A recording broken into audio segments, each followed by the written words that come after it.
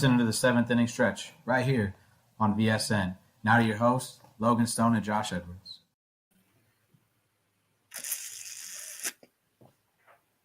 Hello, everyone. Welcome to another edition of the seventh inning. Oh, gosh, Josh. Oh, you blew out your microphone again. One of these days, someday soon, it's going to be my New Year's resolution to get you a new microphone. I promise you. I'm so sorry, ladies and gentlemen. I appreciate that. I really will. It'll be fantastic. Give me one of the little screens in front of it, too. Make me look all professional. A screen? You want a screen? You know what? You think I'm made of money here? Does this shirt look like I'm a winner at life? No, but Logan, after what I've learned about you this week, I know money runs deep with you.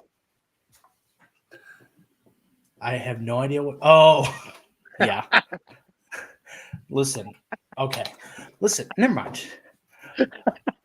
Welcome, everyone, to the seventh inning stretch. My name is Logan Stone. With me, as always, is like that hernia that will never go away, Josh Eduardos. How you doing, Josh? I'm good, man. It's a Friday. I'm a happy guy. Yeah. First time in a while that we've done a Friday episode. And then also Darren, who's basically a regular. He's basically third chair. The big D. Yeah. You know what? You know what? You're officially a part of the team. You're a co-host now. Congratulations. I'm in the hole. I'm batting in the hole. I like it. I got you. I'm third up. I like it. I appreciate that.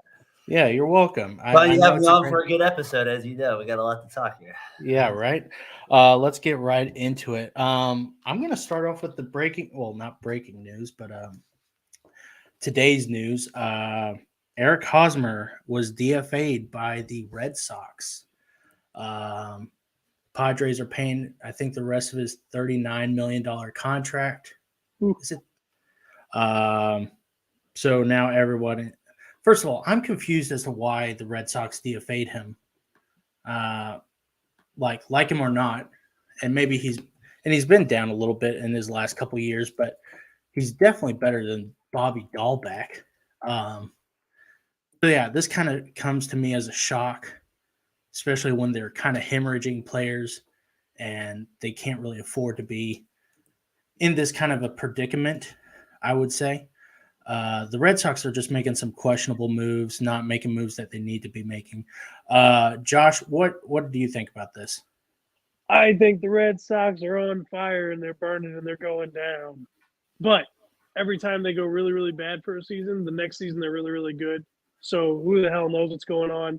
But this GM or whoever the hell's calling the shots for Boston has lost his damn mind with everything that is going on. He is looking for freaking Paul DeYoung to come play shortstop for them, which I understand is a good defensive player, but the dude can't hit the broadside of a barn. I don't know what's going on in Boston. I feel bad for our friend Boston Tom, but oh my gosh, the Red Sox look like they're going to suck this year. I'm supposed to be on tomorrow for a Boston Red Sox rant podcast with him. And he was like, you don't have anything bad to say about the Red Sox? I'm like, boy, do I. Make sure you give him my best regards and tell him hi for me. Yeah. Darren, what did you think of this?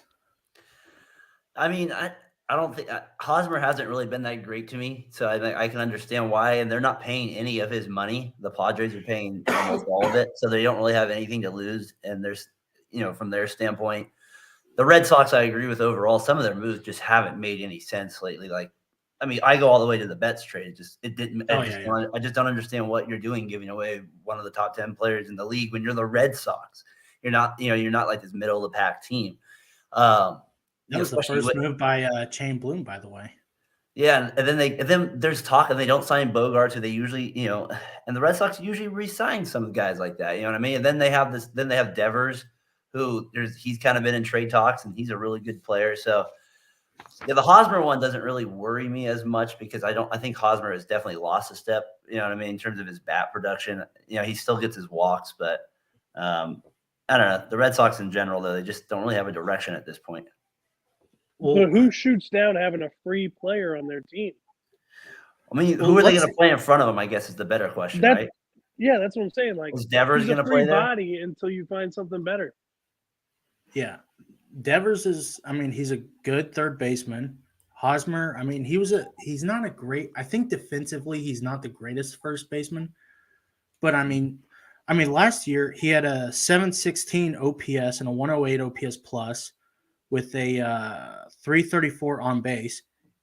He hasn't really had a bad season. He You know, really he struggled hasn't. though. I thought when he went to the Padres, right? Wasn't he terrible Well, for a couple of years there? I think he was. I don't think he was terrible. I think he was just underperforming what he should have been performing at. Like with the Padres, he wasn't doing 8. He typically had like an 830 OPS.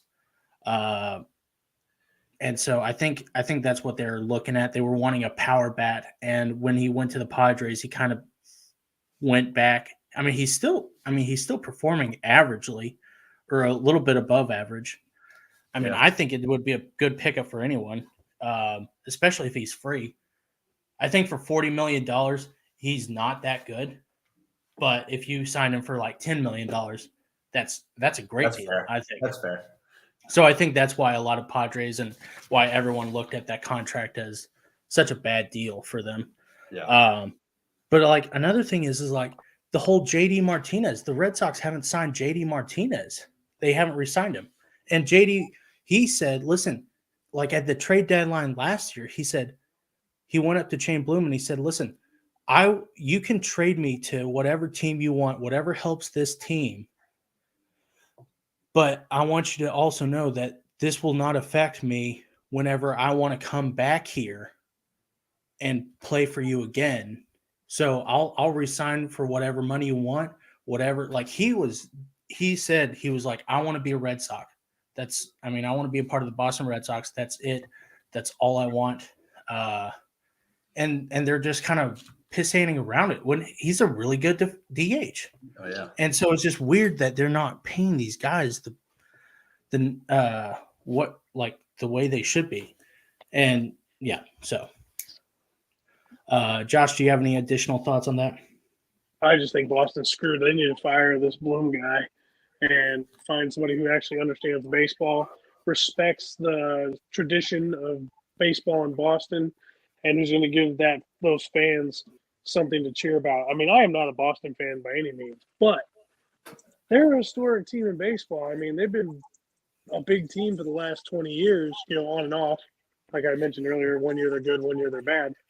But it's just insane. And if I was a Boston fan, I'd be losing my freaking mind right now. I'd be trying to burn that guy's office down. It just doesn't make sense. And then they're going after Dansby Swanson, and you're like, you had Xander Bogaerts. You could have locked him up last year. Yeah. And I'd much rather have Bogaerts over Swanson. Yeah.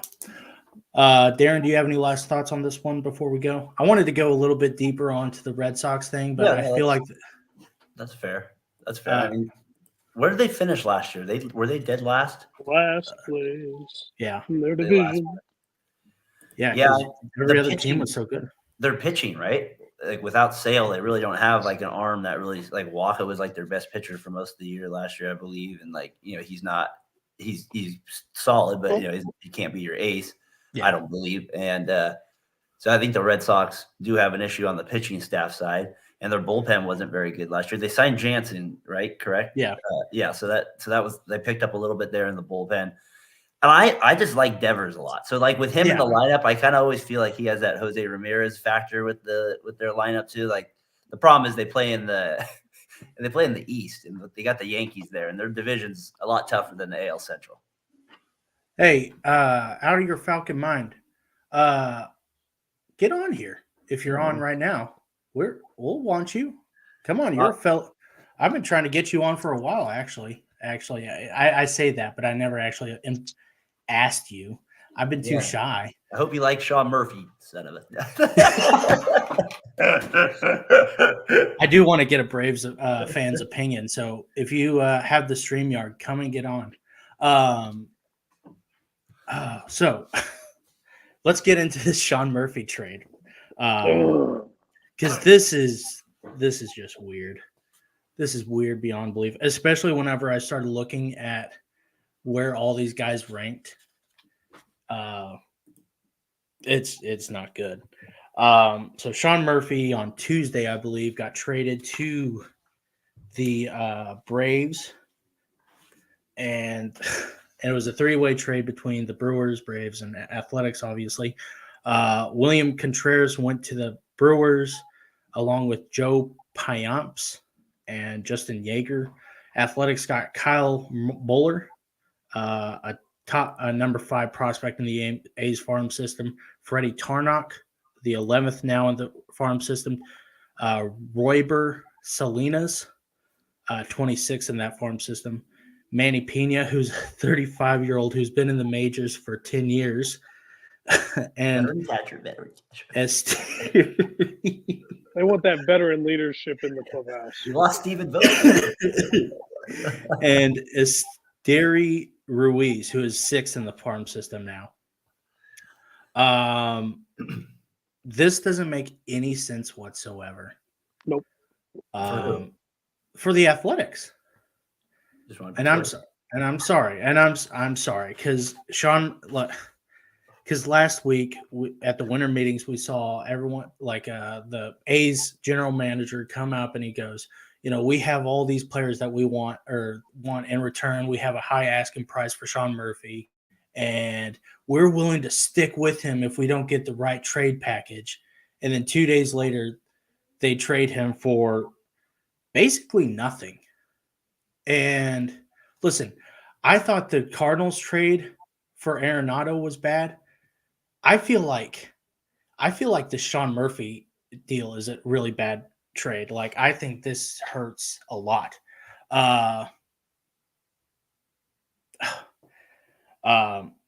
So anyways, as an A's fan, Darren, how much are you punching walls?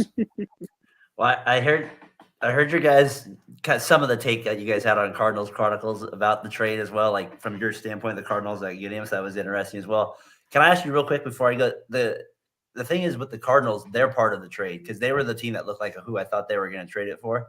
The prospects they were asking for that you guys were talking about was Newt. What was the guy's Newt Bar.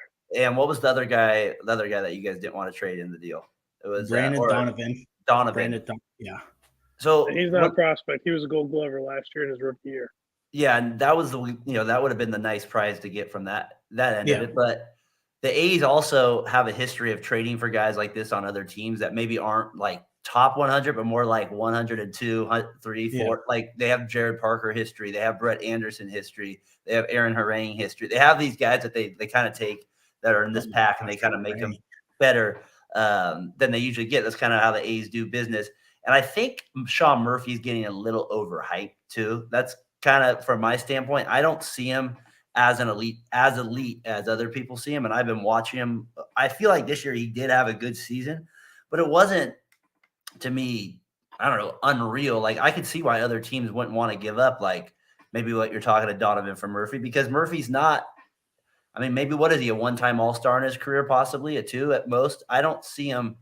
The only thing that helps him is he's going to a better team, I feel like, with the Braves that has a better atmosphere. He'll probably hit like 6 or 7 in that lineup, I would think.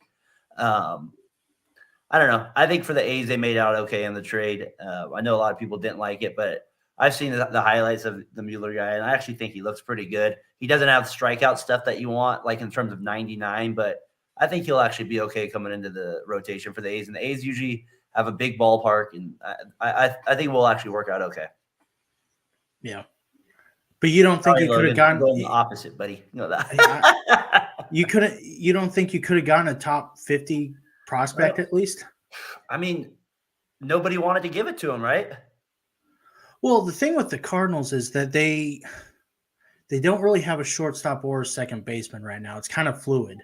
So I think that's why, and they don't really have a set outfield either, which is why I think they didn't want to trade. Well, there was one report that said they wanted Lars Nootbaar, and I think really the holdup was Grishefo, who is a prospect in the minors. The Braves were able to give him a little bit more. They gave him that other guy. I just can't think of the name. Who's the other top guy you mentioned? Is in my notes there. He has good stuff too. Esteri Ruiz. Yeah, he's now the 6th.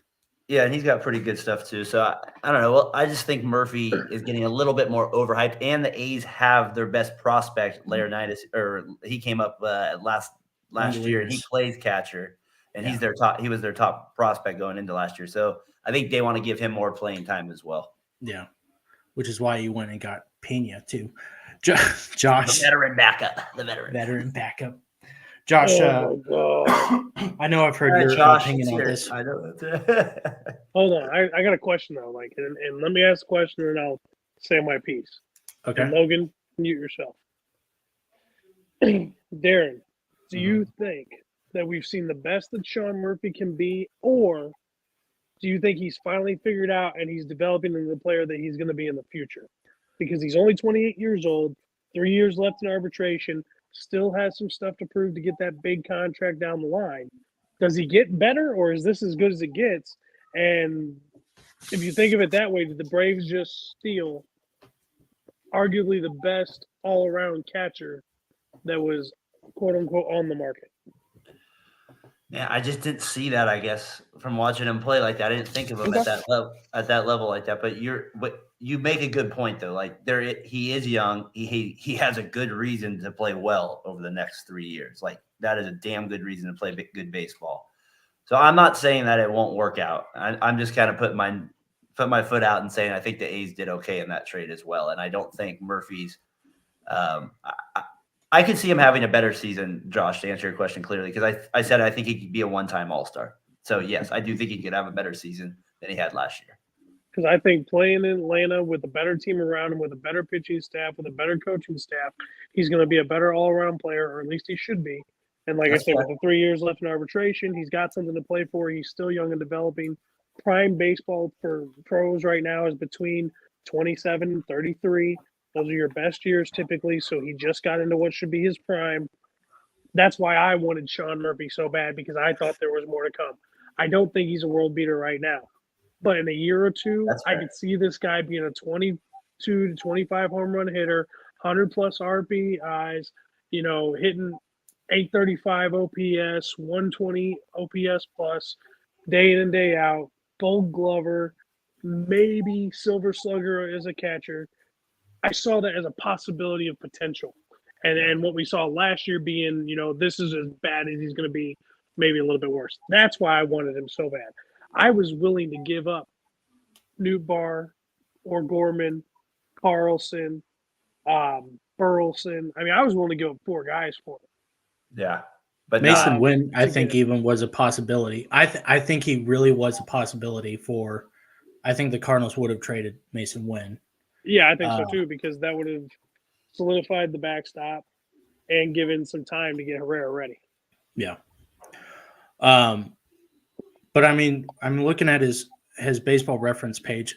His first year, he played 20 games. He had a 899 OPS. Okay, that's a little bit of a sample size, but it's still good. In 2020, he had a 821 OPS. That's in 43 games. And then last year, he had a down year with a 710 OPS with 119 games, which was his full year. So I kind of understand that.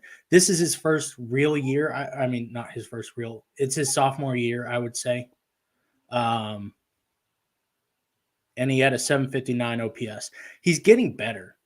And that's kind of the thing, is that the roof on him, I think it is JT Realmuto, because, we were talking to Ryan from BSing Sports on Twitter the other day, and we were like, I think Sean Murphy can exceed JT Realmuto, honestly. I don't think he has the speed as JT, but I think he has I think he could be better. And I think when you have a 759 OPS and a 332 on base percentage with the A's, when you're the only good player on that team, honestly, that's just, I think as a Braves fan, I would be like, heck yes, because now you're surrounding him with guys like Matt Olson, Ozzy Albies, Acuna.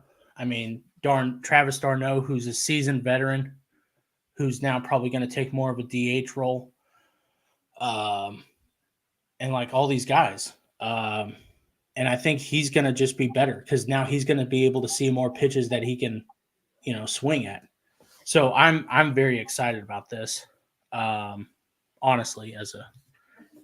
And so let's look at it as from the Braves' perspective at the moment. Like they gave before up. we go there, Yeah, go ahead. before we go there, I want to make one more point. Okay. So I watched the Oakland's GM, his interview on MLB Network, and when he was talking about how, we want to get the right trade, we could hold on to him for the next 18 months if we want to. Yeah. And I was like, you're a moron because you just killed your sales pitch.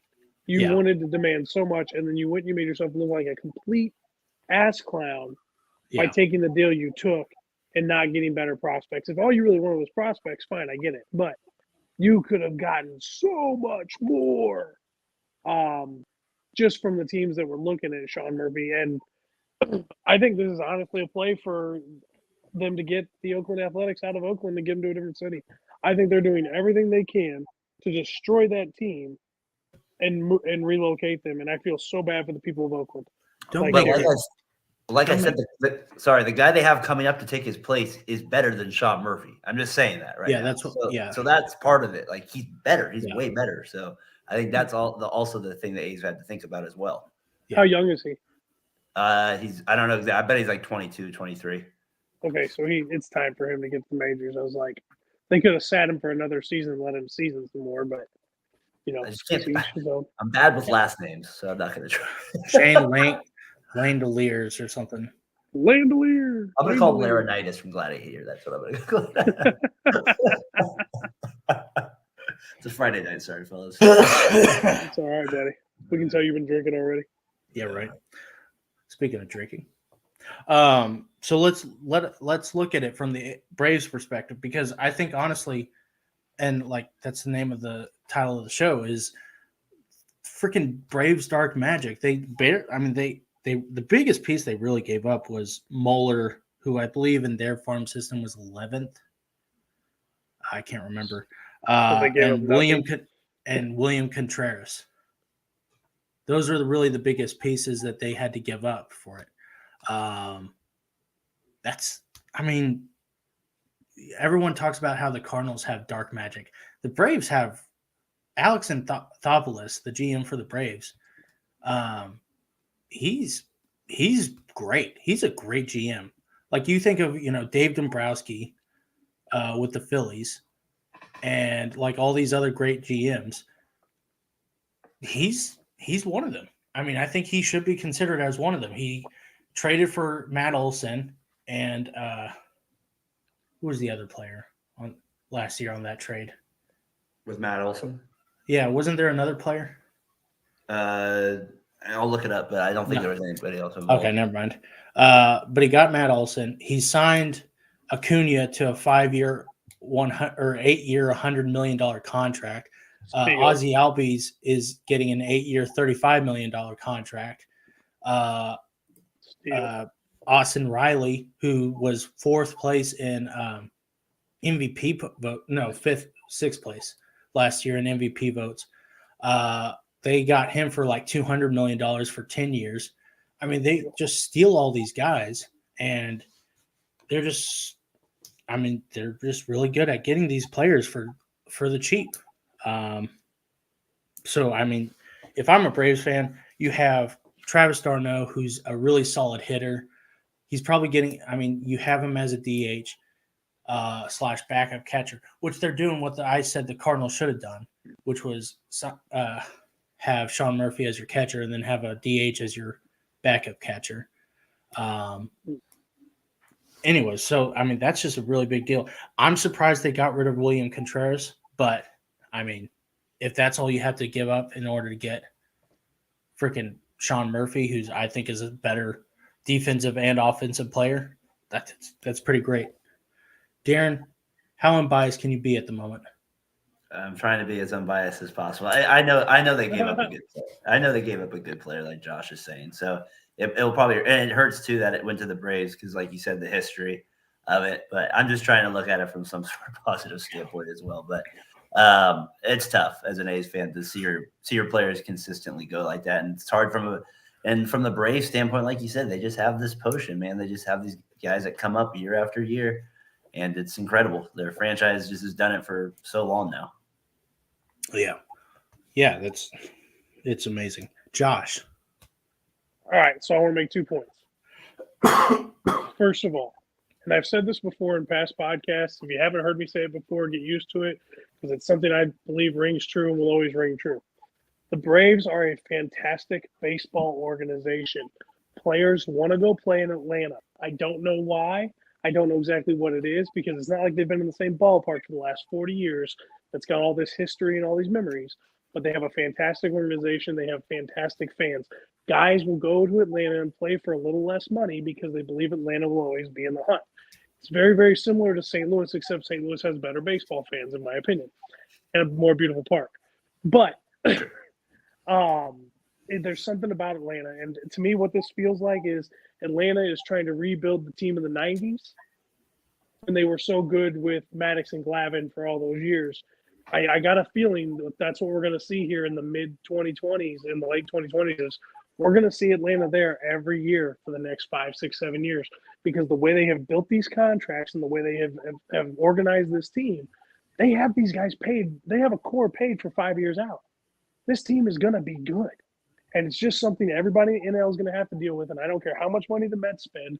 I don't care how much money the Phillies spend. I don't care how much money the Cardinals don't spend. The Dodgers spend. The Braves are going to be around, and they're going to be good. And it's just what it's going to be. That's what I really feel like it is. I feel like they're rebuilding to be like they were in the 90s, where they were there every year, all the time, and they were a favorite year in and year out. Yeah. I think it goes back to they really we talk about how the Cardinals are a fundamentally good team, and I don't mean to talk about the Cardinals all that much, but that's the real organization I know pretty well. They talk about the fundamentals, and I feel like the Braves do the fundamentals from every level. Like they scout just from their scouts are just amazing. They found Ronald Acuna, and they knew, hey, this guy is going to be something. Let's go ahead and lock him up for, the $100 million contract. And then we'll in a couple of years, he's going to be this great player, and then we can build around him. That's a big thing. So I feel like it goes back to the scouts. It goes back to the minor league system. And Brian Snitker, apparently all these players love him. I haven't heard anybody talk bad about Brian Snitker, who's been with the Braves, Braves organization since for 40 years now. That organization is just well run.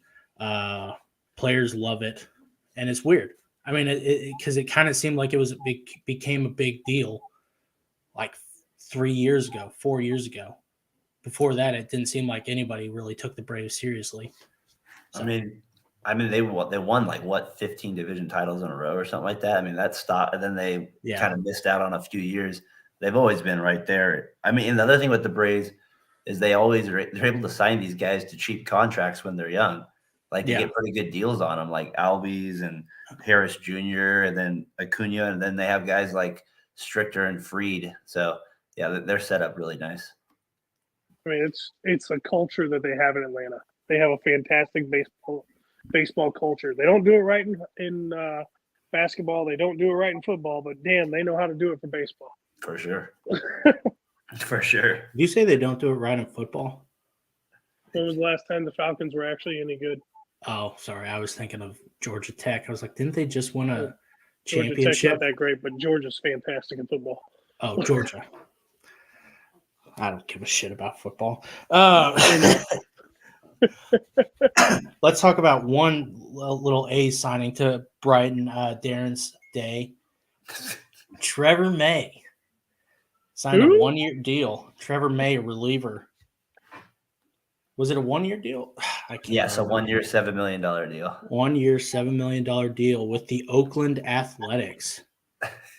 Darren, how was betting on the 2023 World Series? How did that go for you? Oh man, I get some good odds this year. I know that. Yeah, Okay, right. so, yeah, you bet We're gonna, bet $1 can win a lot of money. yeah, right. And yeah, when they signed Jace Peterson, and then they signed Diaz from the Astros, like just mediocre players. Like I said, they have a couple of guys coming up young, but I mean, it's sad. I don't know. I heard you guys talking about a salary discussion at some point a few weeks ago or something like that, and baseball players will never, ever, ever, ever agree to any type of like ceiling or something, or to a salary cap. But Yeah. man, a salary floor would be nice, because some of these teams it's just pathetic in terms, like the Pirates, the A's. They just come to my head right away. I know the Orioles in the past have been a bit like that at moments, not recently, but they have a history of not spending as much. The Tigers, before like the last 10 years, they had a history of that as well. The White Sox today randomly found out they had that was their biggest contract. So there's some things where I think they could do something with the floor with the salaries there. I think that would help the game a little bit. Yeah. Josh, do you know who Trevor May is? Well, I mean, I've heard the name, but that's why I was like, who? Because I saw it come across the board, and I was like, I don't know who that guy is. Like, he doesn't ring any bells as a major standout player to me. So no, like I really had no clue. Yeah, he's an okay reliever. He had a 387 FIP last year, 504 ERA as a reliever, and a 1.44 WHIP. Okay then. That's I mean, for $7 million. Ooh. Yeah. All right. I think they could have spent $7 million in a better fashion, but that's my opinion. maybe I agree. Yeah. Yeah. So good job, Darren. 2023 World Thank Series you. champs. Yeah. Oakland Athletics. Calling it now. Oh, that would be so great if they started winning and then they ended up winning the World Series. Now they can't move out of Oakland. That's what I wanted a couple of years ago when they actually were in the playoffs. Yeah. In the COVID. That's what I wanted them to do. You mean back when they had Marcus Semien, Yep. let's see, Matt Olson, Chapman. Tony Kemp, who was good, Chapman. I like Tony Kemp, by the way. So basically, you want them to play out the script from Major League. Yeah. Basically. That's where they're at. There is a good chance for that. This would be honestly, this would be the story of it, right? Team on the verge of moving. They're trading all their guys off, and this team comes out. Yeah, I guess that would be kind of. And then they could remake Major League and just call it Major League, because they could just insert Oakland Athletics, because they can't really, they can't use the Cleveland. We can't say their names anymore because it's politically incorrect. Oh my God! You can say Cleveland Indians. Oh my God! You're gonna get us canceled, man. Watch out, the woke mob's coming. Okay, so we know which side of the bed Josh woke up on today. Moving on. You know what? Hold on. Oh, they tried to make the Chicago Blackhawks change their name, and I don't like Chicago, but the Blackhawks can't change their name. I hate that Washington changed their name. They could have just changed the logo to a potato. Anyways, the Native Americans designed that logo. I hate when they try to change teams' names. If you're going to change names, change them outright, change their colors, change everything. Don't just do a name change. It's stupid. It bothers me. Okay. Sorry. Fox and Friends is on the other podcast channel. That was totally sports related, not political. I know. And I'm just making a joke. Fox and Friends, my rear end. It's a Deadpool joke. So we had some other signings this week. It was a big week for signings. And then today we had a couple big signings. First one, the big one, I think, Carlos Rodon signed a 6-year, $162 million contract with the Yankees. I'm working on the new series for the channel, and it's going to be about 6-minute episodes. And one of the episodes I had recorded, and I kind of got hesitant and gun shy to edit it, was why teams were hesitant to give Carlos Rodon a 7-year contract or a contract in general, because he was wanting 7 years. And I mean, the truth is that, he really hasn't been good until last year when he threw that almost perfect game. And He's always been battling these shoulder injuries. The last 2 years, he hasn't had to. It hasn't been a problem. It hasn't affected him, and because of that, he's become a solid pitcher in Major League Baseball. But I think that the fact that I believe he's 31 years old. 30. I think 30. He just turned 30. That's right, on December 10th. Because I looked at his baseball reference at like 12:01, and it said "Happy Birthday," and I was like, "What the fuck?" Anyways, so and I think the seventh year was kind of the holdup for a lot of teams. So, and apparently Carlos Rodon really wanted to sign with the Yankees, so he took the 6-year deal. I mean, that really solidifies that rotation, because you think about the Mets rotation, the Braves rotation, even the Phillies rotation to an extent, and the Rangers and all these other big rotations. The Yankees rotation right now, Garrett Cole, Carlos Rodon is your 2 guy, who, I mean, he's a legit 2. I never thought he was an ace, but and then you have Nestor Cortez and Luis Siriano, and there's another one whose name escapes me at the moment. But I mean, it's not Montgomery. I can tell you that much. Yeah, not Jordan Montgomery. But I mean that's a solid rotation right there. That's a good 1-2 punch that the Yankees really needed. I think John Heyman said in one of his tweets the other day, he said when Judge re-signed with the Yankees, he told Hal Steinbrenner, he said, "I need you to make some upgrades. Like, you need to actually go out and get some players." And Hal Steinbrenner delivered, to his credit.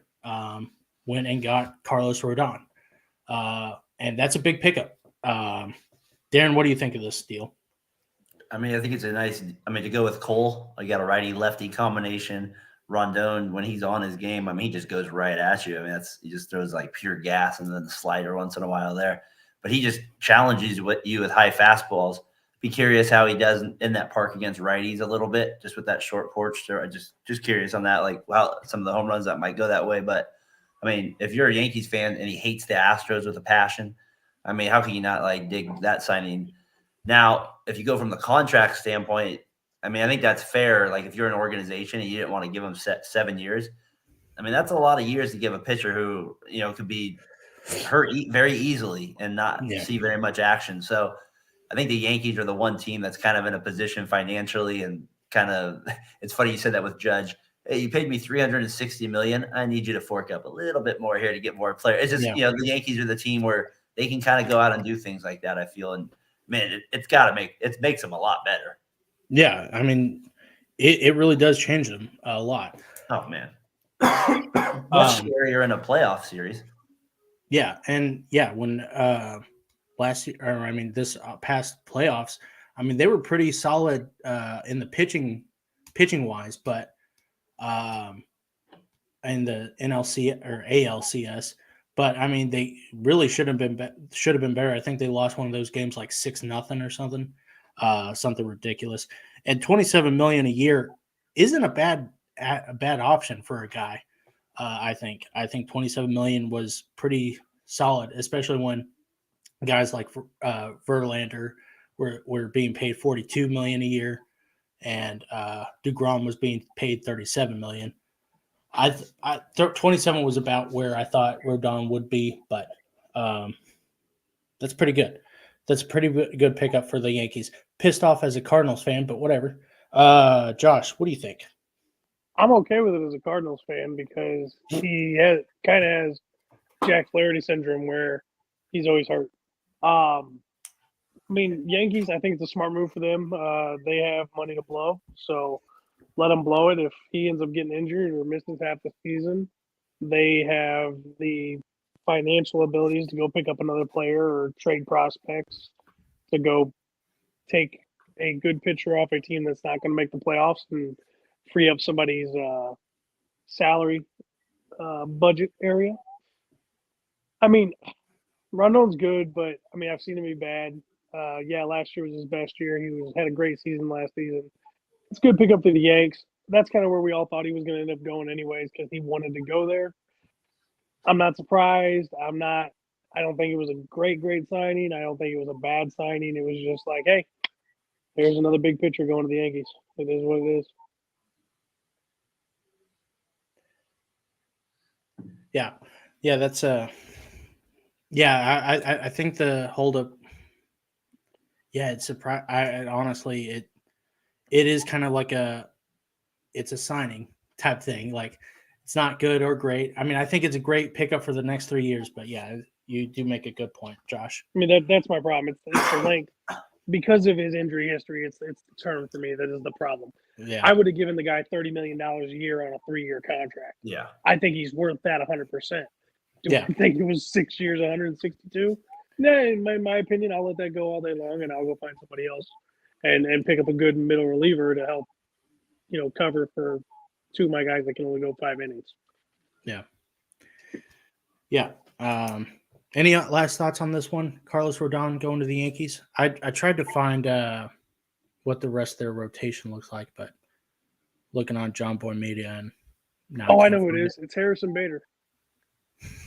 Oh gosh, all my Yankee friends are like, you mentioned Servino, right? Or that guy. Severino, yeah.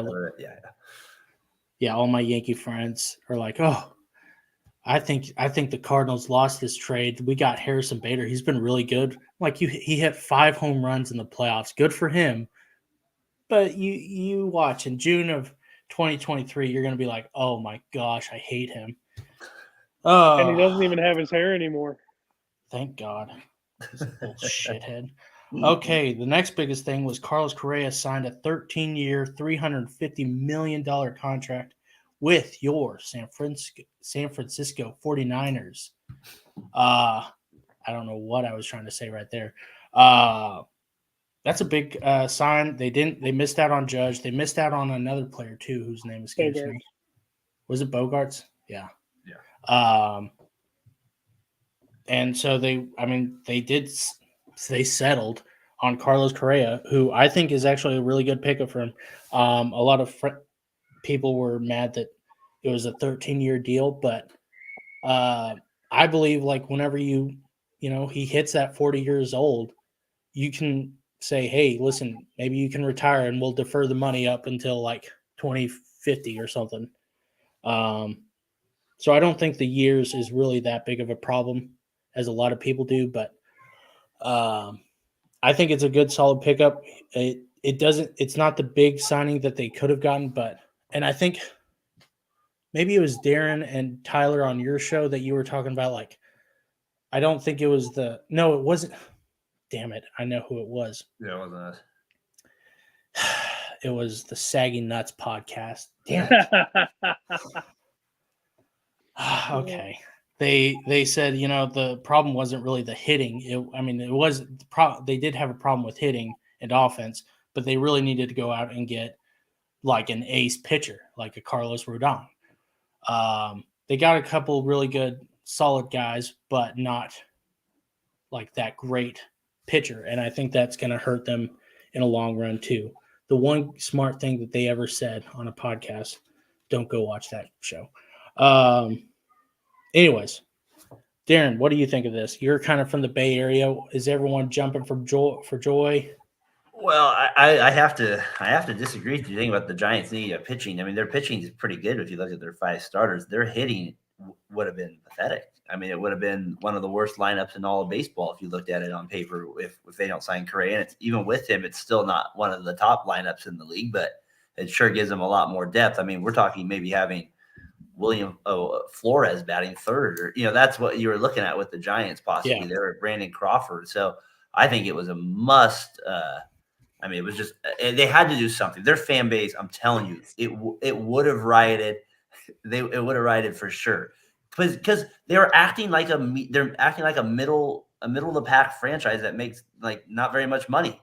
They make a ton of money. They don't have any stars that any fans have wanted to come out to see. People, I'm telling you, they would have been pissed if they got nobody. Correa still, even though his numbers don't show you he's going to hit 100 RBIs like Judge and bring that necessarily that type of entertainment, he's still a solid player. He's going to get. They were terrible on defense last year too. He's going to help them be way more athletic. I don't know. I think they had to do something. He was the next best player out there. The 13 years is just absolutely insane. That to me is the most insane part of the deal. But they had to do something. They obviously felt like Correa was the next best player after Judge. I'm surprised they didn't go after Turner, but maybe Turner was already had East on his mind. So I know out here in the Bay Area, Giants fans are definitely psyched, and they feel a sigh of relief is what I get. So looking at their projected lineup right now, it's Tyro Estrada at second, Mike Yastrzemski at center field, Carlos Correa at short, Jock Peterson, your DH, Mitch Haniger, which is a solid pickup. I think everyone is kind of downplaying that one. In right field, third base would be Brandon Crawford. First base is J.D. Davis, Lamont Wade Jr., who is like the god in 2021, could do no wrong.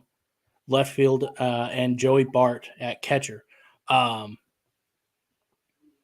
think we go back to Eric Hosmer. I think he would be a solid pickup for them, especially if the Padres were paying the rest of his salary. Good DH/first baseman. It's going to be a little bit challenging to be a left-handed hitter at AT&T, but Brandon Belt made it work. So yeah, I think I think that would be a good pickup. Or Justin Turner. Justin Turner still is unpaid by anyone, and I think he would be a solid third baseman. I think everyone wants to get rid of Brandon Crawford. It seems like that's the thing to go, which is sad because 10 years ago he was like the rising star of that Giants lineup. You mean Belt or Crawford? Crawford. I think they're going to keep him. That's what it sounds like. Yeah, I know they are, but it seemed like Giants fans are really not wanting him. Gotcha. So, Josh, I almost called you Joel. Don't know why. What do you think of this? Okay, so my 2 points here are I agree with you. I think Hosmer would be worth the Giants picking up to throw into their lineup just to give them a little bit more diversity in the sense of ability to get on base and attempt to make things happen. The Giants are what they are. I mean, they missed out on everybody they tried earlier in the season. I agree with Darren 100%. 13 years for Correa is insane. But whatever. I think he got overpaid. Again, I think most of these big stars get overpaid nowadays with their terms. I just don't know what to say. I feel like they were grasping at straws because they missed Judge and they just had to get something because they feared their fans rioting and burning the stadium to the ground. So they did what they needed to do. I don't think this is going to make them competitive next year. They'll be a middle of the pack team, and that's where they belong because they're the Giants. They were good for a lot of the 2010s decade, so they can take a step back for the 20s, as far as I'm concerned. But that's personal. I mean, they were such a good team in the 2000s in that decade that I'm perfectly fine not seeing that black and orange. I'd rather see the other black and orange team, Baltimore, be good for 5 or 6 years. But good for Contreras or Correa. He got paid. We'll see how much he actually plays and see what he does. Hopefully, they can build a team around him over the next couple seasons and they can be competitive again, just for their fan base, strictly because this game is for the fans. I want to see all the fans have something to cheer about and not feel so defeated before their season ever starts. Yeah. So Darren, I know that the A's and the Giants have their own little rivalry just because they're so close to each other. I know that you're a diehard A's fan, but yeah, are you kind of not switching over, but just kind of moving a little bit over to the San Francisco Giants bandwagon? No, not even a little bit. I just, as a baseball fan, I love baseball and I'll watch them all. I mean, it's always been great, especially back in the day when you had an AL and NL team so close to you to watch them both on TV all the time. Like any point, you always had 2 games on TV, which is really cool. But like, it's hard for me just to like go Giants. But like, I obviously like if they're in a game, I'll check it out. And I'll root for them. Let's just put it this way: I've matured slightly, but I still like don't enjoy them being like when they win the World Series. My mom and dad are like, "How could you not like it? They're from the Bay Area," and I'm like, "Yeah, that's what makes it worse." And like, that's I want them to suffer like I've suffered. I don't want my friends to be happy. I don't want Tyler to be happy. I want Tyler to suffer. They suffered a lot, though. Well, that's true. But not in my lifetime. I think 2001 was kind of a big, not 2001, 2002 World Series was kind of a big suffering. But anyways, that's always interesting to me. How are you guys with the Royals? I don't give a shit. Yeah. Okay. I mean, my dad is like, I will hold them. They are dead to me because he's more mad about 1985.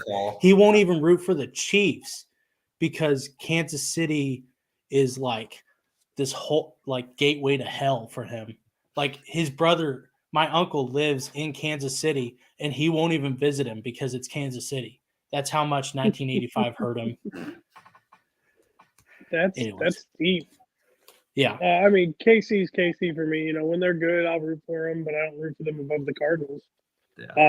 But I mean, if they're going to have a decent season, I'll flip on a game and see what's going on and try to keep my eyes on them. But I mean, I don't own a single pair of Kansas City Royals or a pair. I don't own any Royals apparel or anything. Yeah. Natalie, our good friend, she asked me what I'm drinking. I am drinking a nice cold Budweiser in a mug, an Irish mug actually. Anyways, thank you, Natalie, for commenting. Okay, let's move on. Noah Syndergaard signed a 1-year, $13 million deal with the Dodgers, and that's really not big news. Noah Syndergaard needs a 1-year deal, just kind of a prove-it deal to show that he's not, just an injury loser with long, stupid hair. But I think the bigger story is like the Dodgers. They signed Jason Hayward. They signed Shelby Miller. And they signed Noah Syndergaard. And it's been kind of a big problem for them. Apparently this year, there's been a couple of stories. I know I've talked about it a little bit before. One story is that they're trying to save money so they can go after Shohei Ohtani next year.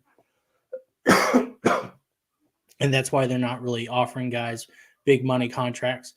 The other story is that they did not pay Trevor Bauer last year his $42 million, I believe it was, 42.5, I think it was, $1 million that he was owed last year. And so now they're having to pay $85 million to Trevor Bauer this year. And I was talking to our Dodger fan friend, Jason, and he was saying, Major League Baseball kind of screwed the Dodgers because they held out for so long and then decided to just say, okay, well, you do owe him that money. So, anyway, so Noah Syndergaard signs with the Dodgers, but I kind of want to talk about the Dodgers as a whole because they're they are in a hole. They had such a fine, they were run like a fine system, and it just they hit a rut, and now it's really exploding in their face. They start making up excuses that their fans wouldn't accept Carlos Correa, which is such bullshit. Their fans would definitely accept Carlos Correa if he joined the team. And so, Josh, what do you think of this whole thing? Noah Syndergaard and the Dodgers situation. Oh, I completely agree with you and this, you never hear me say this. I completely agree with you on the Noah Syndergaard signing. It's a 1-year prove-it deal to make sure he can get through a season and that he still has stuff. I disagree with you on the other hand, though. I think there are fan bases who would not accept a player like Correa being on their team. because of his involvement in the scandal. I mean, I don't like to give people in LA that much credit for being loyal and having a backbone, but their baseball fans, I think, would, at least in Dodgers fans. So I could see that if that's the feeling that they got. Now, I would love to see where they collected that information. Like, was it Twitter? Was it Facebook? Was it somewhere within the city that people said we don't want him ever affiliated with the organization? If that's the truth, cool. Good for them for doing what the fans want and passing on arguably one of the best players out there in the league that was available for grabs. So I don't know, and I have to see more proof on that. But I can't say it's BS, man. I can't do that. I don't think they would put out that kind of a smokescreen, even though it is LA. I don't know. I just don't see that. But hey, real quick, I think I just saw breaking news, or what would be breaking news for me. I think Sean Manaea just got signed. Yeah, he signed with the Giants. Okay, well, we didn't cover that during the Giants, so I didn't know if it just happened. Oh no, it And happened. I was like, I think it happened last week. oh man, okay, that one went under my radar the whole way. I never saw it. Why didn't we talk about Sean Manaea being signed by the Giants? And they signed Ross Stripling from the Blue Jays, right? So Yeah. Well, I saw that one, which yeah. I think that's an underrated signing too. And For sure. we can talk about Sean Manaea real quick. But I first, mean, you were big on Sean Manaea last year. That's why I was kind of like, hold on, is that Yeah. breaking news? Did I just miss that? No, we'll talk about Sean Manaea in just a second. But for Darren, why don't you go ahead and go? Or Josh, were you done with your Dodgers thing? Yeah, I'm done with the Dodgers. Okay. They can burn in the hell that LA is. Seventh inning stretch. I like how you said, I like how he gets a $13 million show me deal. That's a nice show me deal for 1 year. It's not a bad chunk of change if you can get the work. Not bad, Thor. I also think with the Dodgers, they kind of been doing this the last few years where they kind of pick up these guys that have some history of injuries and kind of banking on them. They'll get May back this year. They're keeping Kershaw. They have Urias, who seems like he's in his prime or kind of getting into his prime. And then they kind of just seem to kind of try to channel, throw 9 different guys at you after that. I do like the signing for the Dodgers. They have nothing to lose with it at all. And he pitched okay in moments with the Phillies last year. The Correa thing, I'd have to disagree with you on, because I think the Dodgers fans would not like it, but I don't think some of the players on their team that were on that team would like it either. And that would be a lot of pressure on Correa going to a team where you're not necessarily loved right away if you struggle. It'd be a weird deal. That's all, to give that guy a big, with that kind of friction there. Yeah, that is true. That's a real good point. That's a real good point. Yeah, I think the whole, I don't know, it just seemed, it was the way he said it just sounded so weird. Like, oh, we wouldn't even try to do it because, I don't know. It just seemed like that was just this, saying we could do it if we wanted to. We really could, but our fans don't really, why would you say anything? And it seemed like a lot of Dodger fans were like, I'd be okay with having Carlos Correa. Not sure why they wouldn't re-sign Trey Turner, who's a better baseball player. Logan, you got to look at your own family for this. You just said that your dad will not even go to Kansas City because of a bad call. I don't think he's so even. Maybe the Dodgers are holding a grudge because they lost that World Series and they're not going to let it go. Dodgers. I don't know. It seems like Johnny Peralta a couple of years ago, he signed with the Cardinals after doing steroids, and Cardinals fans were like, okay. I mean, there's cheating in baseball, and there's all this stuff. I mean, Cardinal fans grasped, they liked Johnny Peralta for a while. I liked Johnny Peralta for a while until he started sucking. But yeah, I think it's just that. I think Carlos Correa, I think they would have forgiven him pretty quickly if once he hits a home run for them.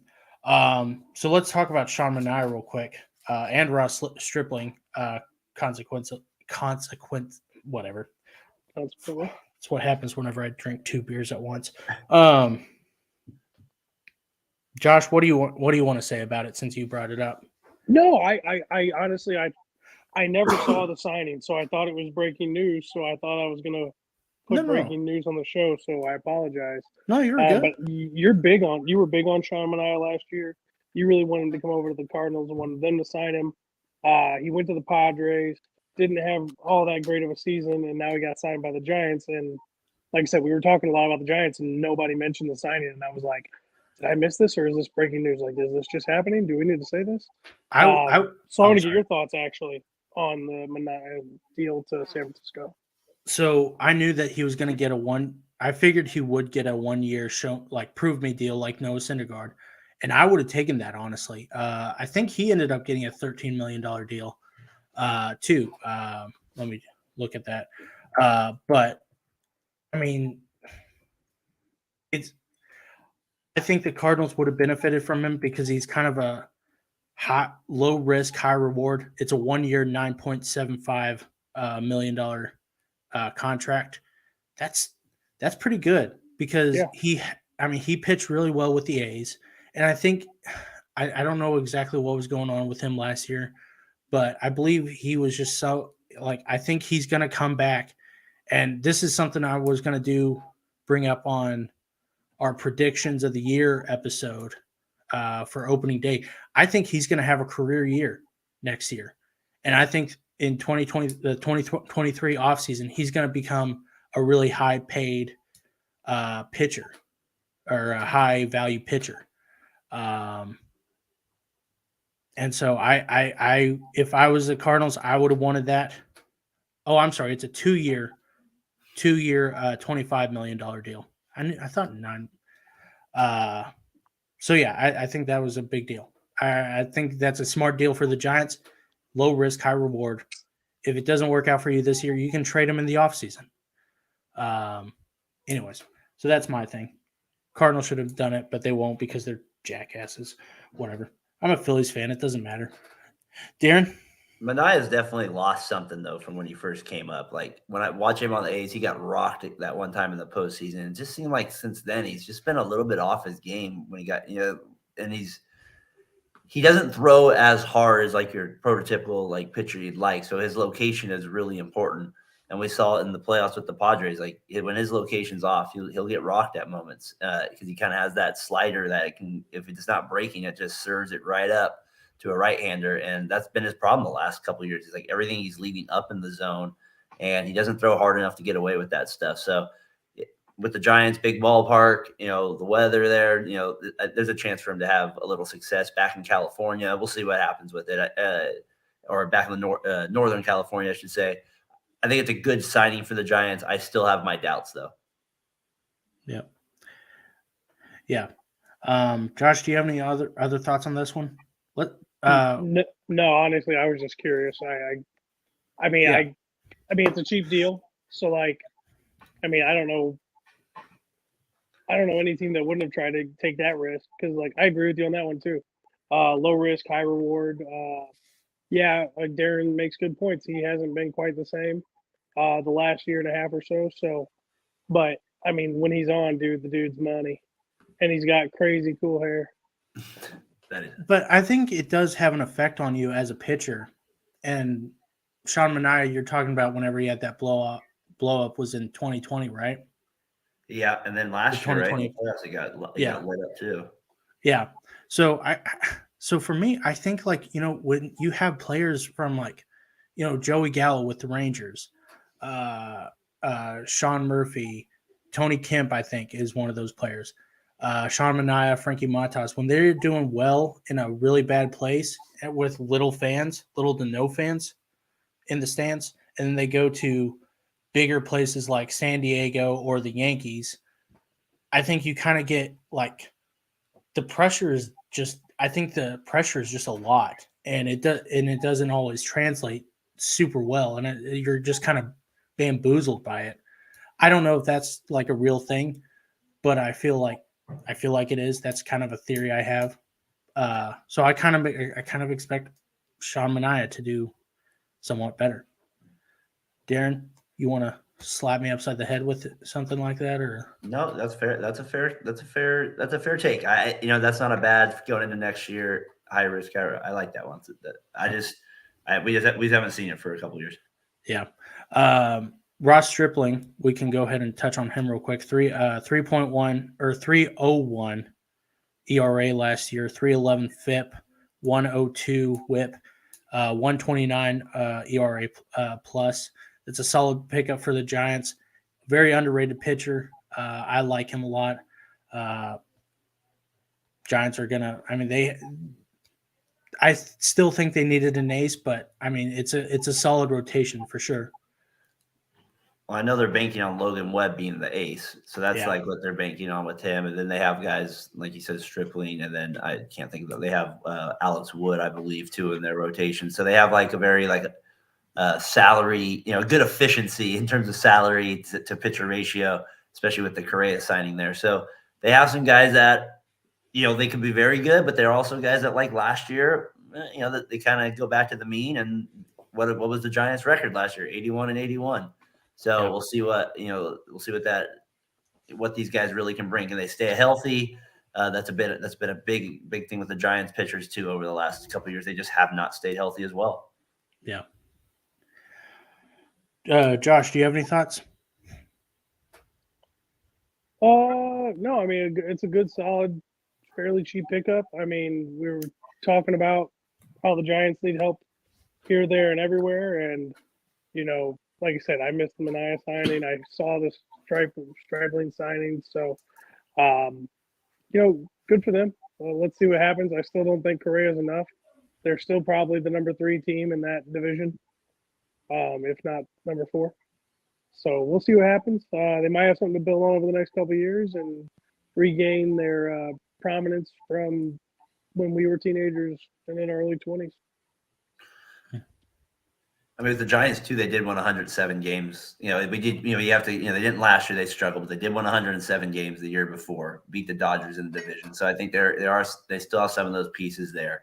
If I was putting a positive spin on it for the Giants, but, and I'm going to go back to it. I said this before the season last year. They lost their heart. Posey, and I said when they lost their heart, the team was going to be jumped.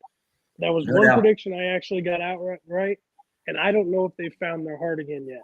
No, Now, once they find that, then I think you're right. I think they can be that 100+ win team again real quick. But until they find that heart player, they're nothing. Do you think they should have gone after a catcher this offseason? I don't know anything about Joey Bart. It seemed like he was the maybe they drafted catching him second prospect. overall. Yeah, the catching prospect that they like. It seemed like he played last year and wasn't very good, right? Well, I mean, like you said, they took him second overall, right? We just made this argument for Murphy here a little bit earlier. I'm sure the Giants are kind of banking on that as well. He struggled mightily with sliders away, and he struck out a ton. That was his biggest issue. Could not put the ball in play. He did get better fielding from a Giant at that position, which is obviously very critical as a catcher, but he just struck out a ton last year. I mean, just way too much for a big league hitter. So that's his biggest issue right now. But the Giants taking him number 2 overall, they're not going to get it. They're going to give him another chance this year for sure. Yeah. Okay. It just seems. I wonder what kind of catcher they would have wanted to get if they had their pick of the litter. Maybe Salvador Perez. I'm sure he's on the market. I'm nearly positive. Okay, let's move on because we're going an hour and 10 minutes now.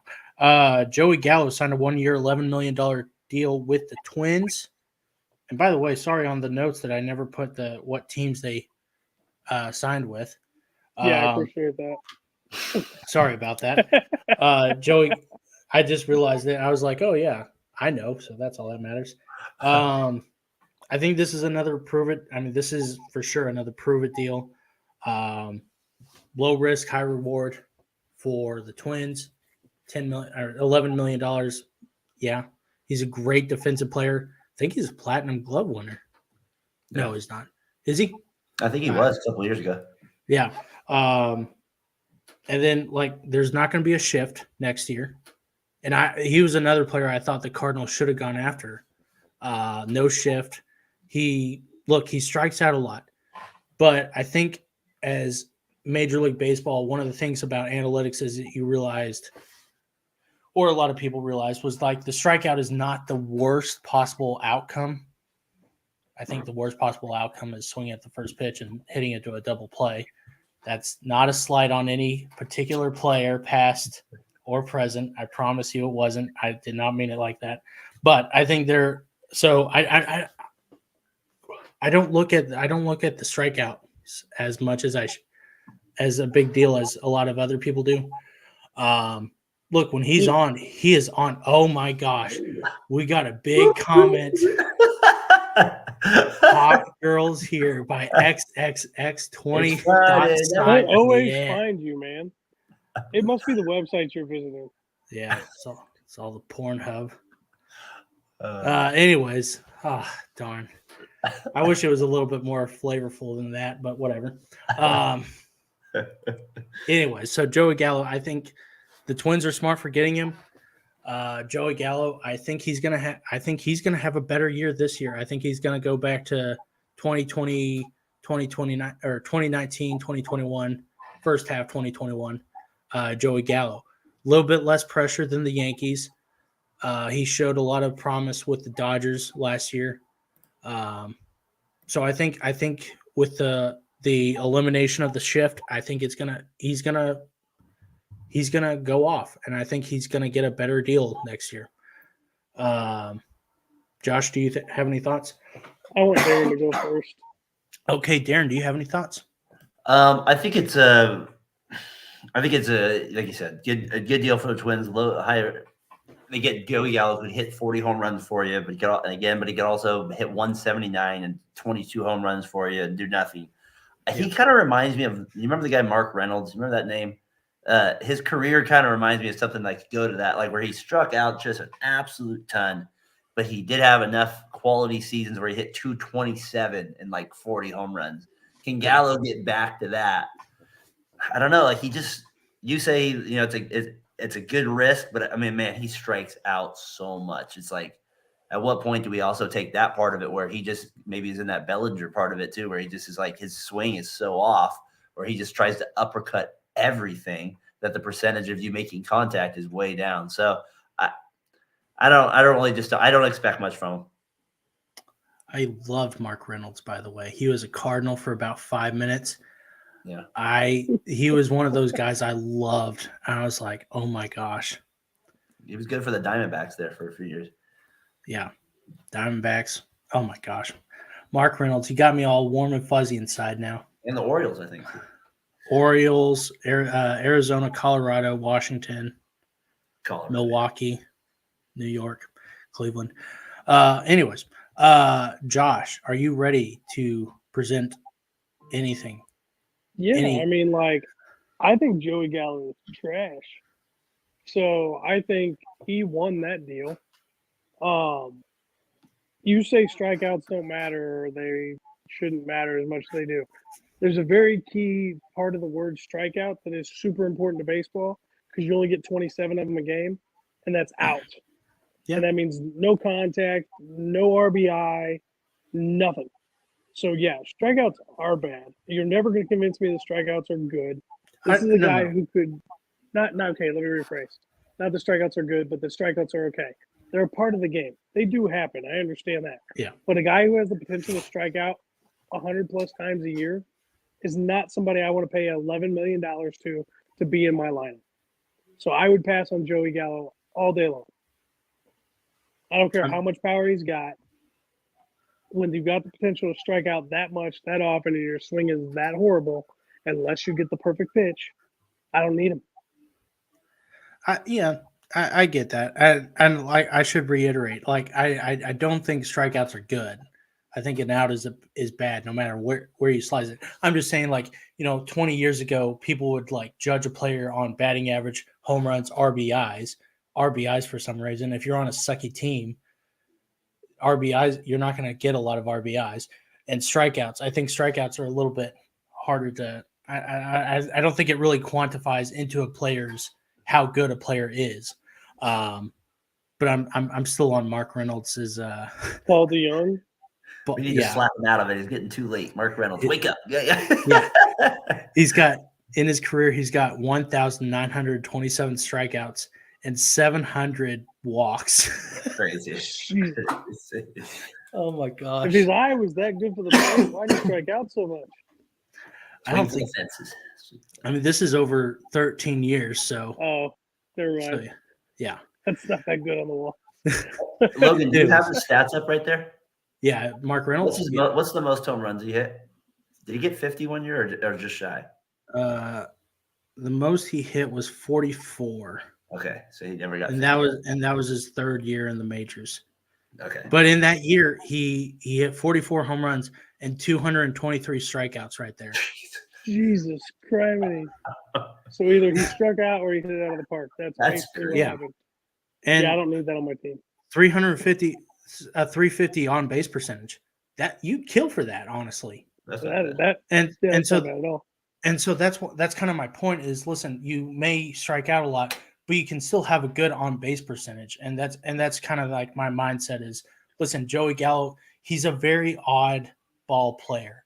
Like he's something that like analytic nerds like me are like just love to. It's kind of like an alien life form, like right in front of us. So that's kind of my thing. Listen, I think he's going to have a better year, and you like that. Anyway, so that's my thing. Joey Gallo to the Twins. They've kind of had a sneaky hot season. They signed Vasquez. They signed. I guess that's it. But why didn't they trade Correa though? Like I don't understand why they weren't making the playoffs last year. Like that was the only thing with the Twins that didn't make sense to me. They were hoping he was going to stick around. Yeah, I guess. Well, I don't know. I don't think they were thinking that. That's the only thing I don't understand from Because the Twins. everybody knew that at the beginning of the season when he signed that short-term deal with all those opt-outs that he switched agencies with from one agency to Scott Boras. And the thing was that Scott Boras was not going to get as much. He wasn't going to get a good cut of a deal if it went from that contract because most of it would still go to the other agency. And so everyone was like, well, he's going to opt out so that way he can get a bigger contract with another team. And so Well, that's we all kind of knew that. I'm just saying maybe Minnesota was hoping that he would opt out. Oh, okay. That's what I was gearing at. We all knew he was going to opt out. Well, I mean, I was convinced last year. I was saying at the beginning of the season, I predict Correa is going to get traded no matter what. Right, you did. At the offseason. And I guess maybe teams were just not wanting to have to pay half of that salary, but whatever. Okay, moving on. Andrew Benintendi signed a 5-year, $75 million contract with the White Sox. He got paid by the White Sox. Biggest contract in their history, right? Was it their biggest contract? Or it's up there. Yeah. It's up there. One of the biggest contracts in the last few years. No, it is. It's the biggest contract they've ever given out. Yeah. This one is an oddball one to me because they signed Clevenger and now they signed Andrew Benintendi. Darren, what do you think about this contract? The first thing is what Josh said. That blew my mind. Because I knew the White Sox were cheap in a sense with their owner and not keeping their talent like Sale, and they have a history of not letting go of guys when they have contracts coming up. And he did that with all the way back to the NBA with the Bulls teams there. So Reisner just does not keep his players. I know White Sox fans are frustrated with it. Benintendi, I do like the signing for the White Sox from the standpoint is he makes a lot of contact. He's a really good defender. With Abreu gone, they're going to move Vaughn over to first base, which means he'll take that spot in the corner outfield spot. I think it gives them, and then with Anderson batting 1 and him potentially 2, I like that combination at the top of the order. Yeah. Josh, what do you think? I love it. I liked Andrew Benintendi. I thought he's a cool little player. He was like the only reason to even tune into a Royals game last year. At one point, I thought it was horrible when he went to New York, so I'm happy he's out of there. But now he's in Chicago, another city I don't care for. But at least he's not with the really, really, really bad team in Chicago. So, I mean, I'm cool with it. You know, the White Sox fans have to have something to cheer about and go to the ballpark for every game. And I think it's a pretty good deal. 5 years, $75 million. That's $15 million a year. That's a good contract for both teams, or for both sides, the team and the player. No. Yeah, I agree. So I'm kind of perplexed by this because I don't really know what the White Sox's idea is at the moment. I kind of expected them to be sellers this year, this offseason. Maybe not complete sellers, but sell some of their bigger talents guys like Giolito or Lynn. But I just don't. They had such a downfall last year, and maybe that's Tony Russo's fault. Calm down there, Blasphemy. Josh. Blasphemy. He was 108 years old and totally he came close to botching his legacy right there. I know he did. But God love so it. maybe next year under a new manager, thank God it's not Ozzie Guillen. Replace a dumbass with another dumbass. Good Lord. But I like from Andrew Benintendi's standpoint, yeah, you got paid. But I don't know if I would ever want to sign with the White Sox. Maybe it's just me. Because, I mean, it seemed like the Yankees would have been able to match that deal. And I know the Yankees were interested, at least. Other teams, I'm sure, were interested. So I'm just perplexed as to why he would sign with a team that doesn't have that bright of a future. And that's one of those things is like if I'm a player, I don't want to go to the Marlins. I don't want to go to the A's right now. Sorry, Darren. I want to go to a team that has so much potential. The Yankees, the Orioles, the Mariners, at least. I think. Can I make an argument? Yeah, go ahead. Yeah, please, Josh. Darren, I'm sorry. No, I agree. I really apologize. So the only reason I can think of why he'd want to go to, and maybe not want to go, but maybe his best option with term and money would be the division he's going to be in. The AL Central is extremely weak. Let's be real. Yeah. It's Cleveland, Detroit, Chicago, Kansas City, and Minnesota. Like, Chicago legitimately could be an 85-win team and make the playoffs. I think they were an 85-win team and made the playoffs. No, that's Cleveland. Never mind. Yeah, okay, so yeah, that's my point. He doesn't have to be on a dominant team to get into the postseason, and we all know it's true. When you get in the postseason, if you're hot at the right time, anything can happen.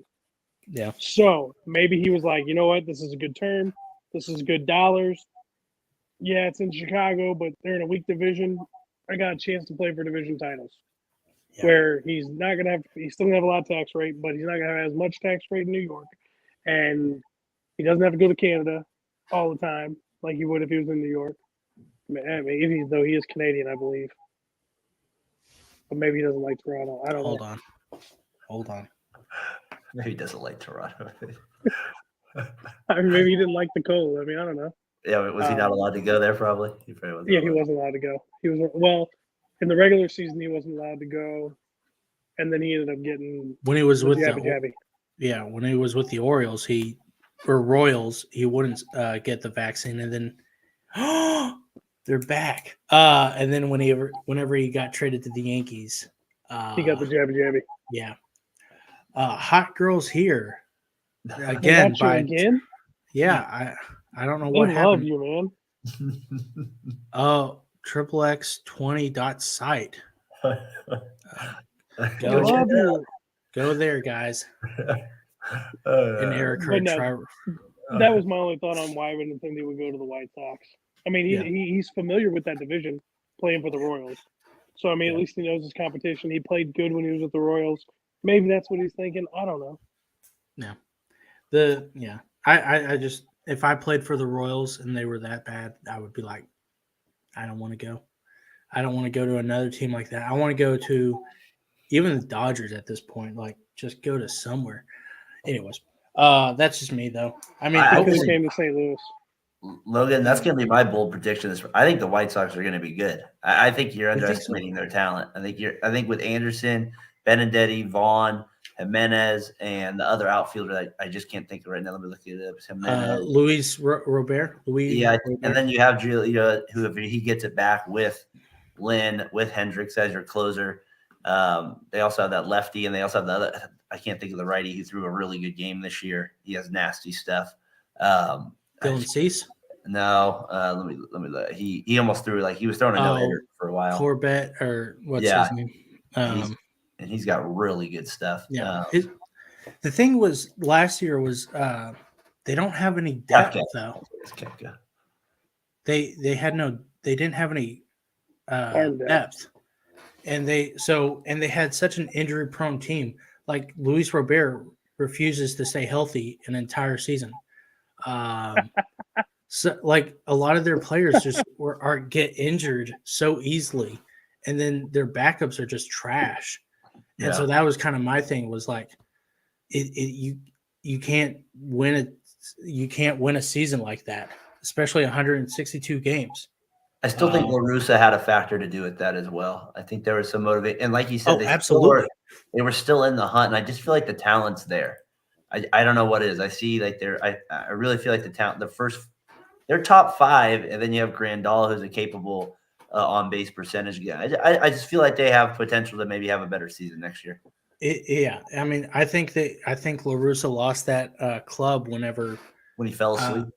Well, yeah, that, and whenever he got mad at Yermin Mercedes, who was having a dominant first 2 months, and then got mad at it, like totally blew him up because he swung at a 3-0 pitch against a position player.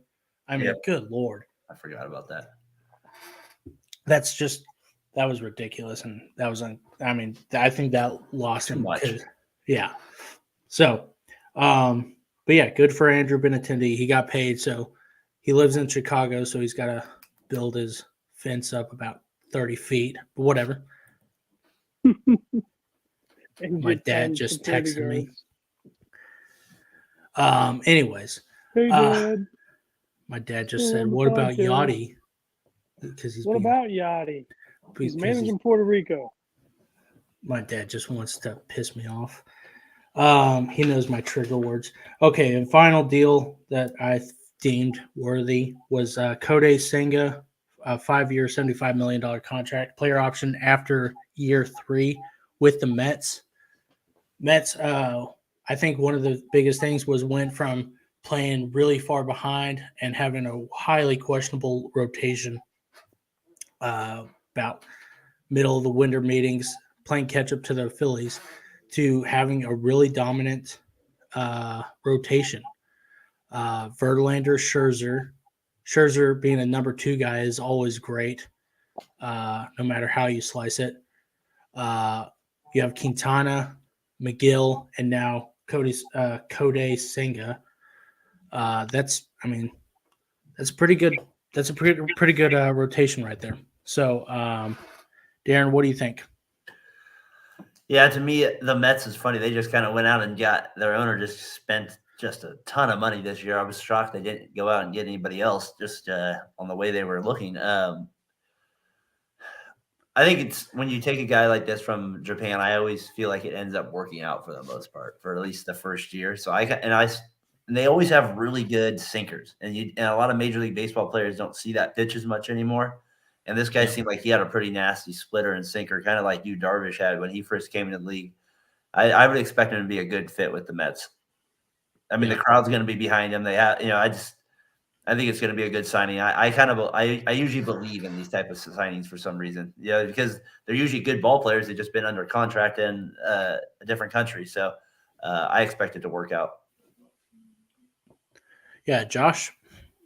I completely agree. Basically, Darren hit it. I'm not even going to say it all because Darren took the words right out of my mouth. But what I did hear, it was either yesterday morning or this morning, I was catching up on other teams, and I heard something that the Mets aren't done yet. So there should be more coming in the way of signings or trades. From at least that's how I perceived what I was listening to, that they want another bat in the lineup as well and another pitcher. Yeah. So, it sounds like they're just trying to buy a team, be Yankees 2.0. Well, Steve Cohen basically said, I don't give a shit about the about the luxury tax. So, yeah. So, I can't remember who else they were looking at. But I mean, hey, I think Dansby. I think they're looking at Dansby Swanson. But anyways, yeah, I think Cody Senga. I know a lot of people were like, Cody Senga doesn't really have a lot of great numbers in Japan. He did strike out Shohei Ohtani once, I believe. So that's kind of a big deal. They probably could have gone cheaper, but it's whatever. It's money. No, they don't care about money. Yeah, the Mets. Steve Cohen doesn't care about money. It's just fun coupons for him. It's a Wolf of Wall Street reference for all you children at home. I still have to see that movie. Oh my gosh! No, I haven't. I don't think you, as a dad, would like that movie. As a dad, I probably would like it more. Watch it when your kids and your wife aren't around. Yeah, make sure the kid. Well, my wife loves the movie. My wife, she saw it, but I just never. She saw. Oh, it. she loves it. She actually does like it, so I'll have to watch it with her. Okay, yeah, yeah. There is a lot of cussing involved in this, so it's not a kid. There's a lot of cussing. There's a lot of snorting. It made me realize things I wanted to do that I didn't know that I wanted to do, like snorting cocaine out of a woman's asshole. But whatever. Yeah, there's a lot of spoiler alert. Anyways, by the way, speaking of which, I hope it's not taboo here, but Darren, I saw that your son was celebrating a birthday, so happy birthday, Derek. Yes, thank you. I thought it was a little funny that you named him Derek. I was like, okay, that's a little on the nose there. Might as well just call him Junior. Thank you. I appreciate that. Yeah, 10 years old yesterday. And yes, Logan, I agree with that. I told my wife, I said, if you call him Derek, there's going to be plenty of times that we're going to be both like, what? Yeah, that happens all the time. So, yeah, very cool. He's my oldest. It's hard to believe he's 10 years old this week. He's been through a lot in his life. Like I said, he got diagnosed with leukemia at 3 years old. He's been 4 years cancer-free. So he's a fighter. And so very proud of him. Yeah, I mean, good job. I mean, gosh. If I had cancer, I probably would have just curled up and, ate an ice cream all the time. And that's my regular routine anyway. So, but anyways, congratulations, Derek, on, being having your birthday when you're 10 years old. Big deal that, man. 10 years old, he's fired up. Yeah. What'd you get him for his birthday? He's he's into Pokemon, man. That wasn't my thing as a kid, but he is just jacked up on Pokemon cards. So we got him just this huge collection of Pokemon cards. Cool. And I don't mean this as a offensive thing, but like, did you miss that? Like, were you just old enough for that to miss that one?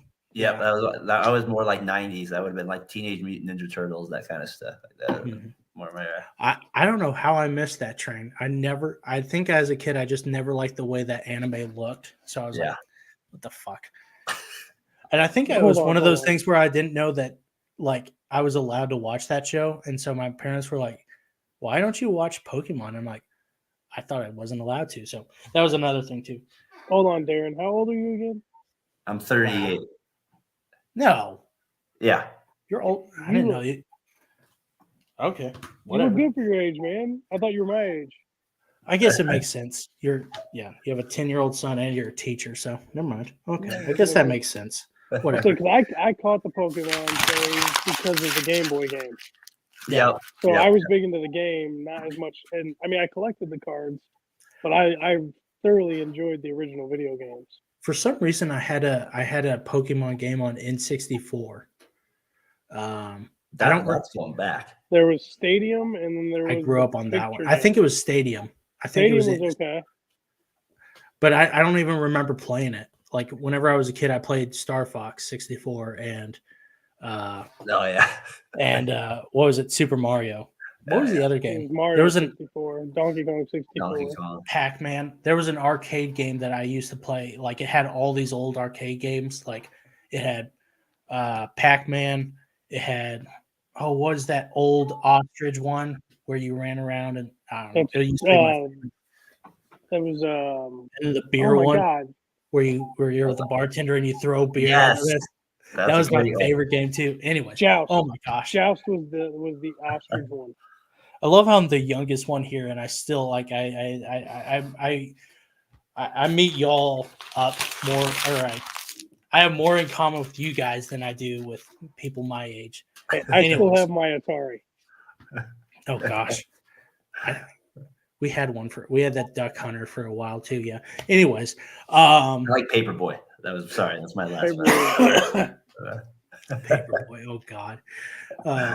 Time to bust out that old thing now. The whole Get the Game N64. Boy out. Get it out. Christmas time's here. Yeah, right. Anyways, anybody else have anything to say before we I make a just a thingy, a big deal about something? Do you need to talk about a trade or something that I missed? I think we covered it quite a bit on it. I think to me the biggest deal was the Giants deal. That's my last little 2 cents on what we talked about. I think that's 13-year deal. I think that's the biggest contract, like I said, as shortstops ever received. To me, that's the biggest takeaway from this week in baseball. Yeah. Josh? I would second that opinion. Okay. Well, before we leave, I want to make one big not a big announcement. It's kind of been going around the Variety Sports Network. We are doing a Christmas live stream. Oh my gosh. Wednesday night. Next Wednesday. Look at that. Ooh. Brandon did such a good job with that. I told him, I said, listen, this poster is sexy as hell. But I second that. Yeah, right. Anyways, next Wednesday we have big announcements. We are doing we're gonna do a round table. We're gonna discuss some stuff. We're gonna talk we're gonna have, I think, Darren from Fat Boy Fadeaway, because we brought them in. They came aboard, I should say. We didn't bring you in. They came aboard 2 months ago, and it's been the greatest decision of our lives. Far end of the bench is going to be there. Josh and I will make an appearance. We have a big announcement.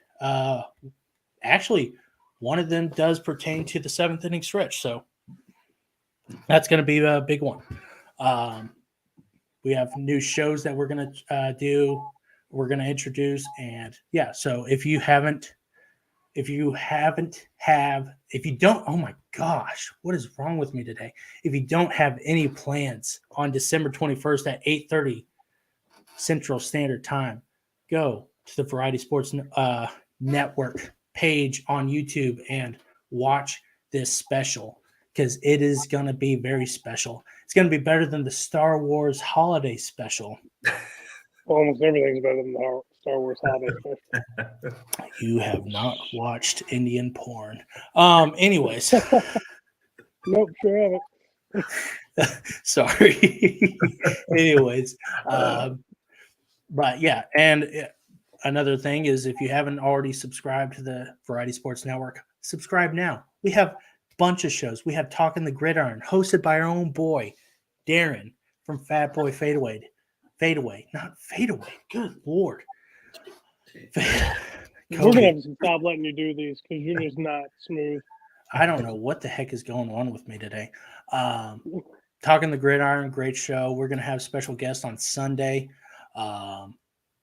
We also have Cardinals Chronicles, which we just dropped an episode last Wednesday. It's a pretty good show, I think. We cried. We got drunk a little bit. Got a little high. Anyways, yeah, right. I was drinking for 2. We got the Blues Notes to cover St. Louis Blues hockey. Yep. We have a sports show for just about anybody out there. I mean, we even go all the way over to NASCAR. Yep. Well, it's been a while since there's been a NASCAR episode, but yeah, we got guys from all over. So if you like sports and you need a new perspective or a different opinion, come check out the VSN. Check out all of our different options. Give everybody a listen. Give us a thumbs up and a like and subscribe. And Logan just died. Hey, Logan, you forgot to do something else. I know. I missed some ad reads. There you go. Yeah, I'm not going to do them. Another thing I hate, on top of batting average, strikeouts, whenever people are judging a player, is extra base hits. That thing drives me insane. You don't like extra base hits? I like him, Oh, but I don't think that's a good quantifier for a player. see, Like it's a tool that goes into the metrics that matters. It's not a good single measurement tool. no, it's like Yadier Molina. He's a slow player. He's not going to get a lot of extra base hits. Nope. He's not going to get a lot of hits, anyways. But But when he does get a hit, it's typically clutch.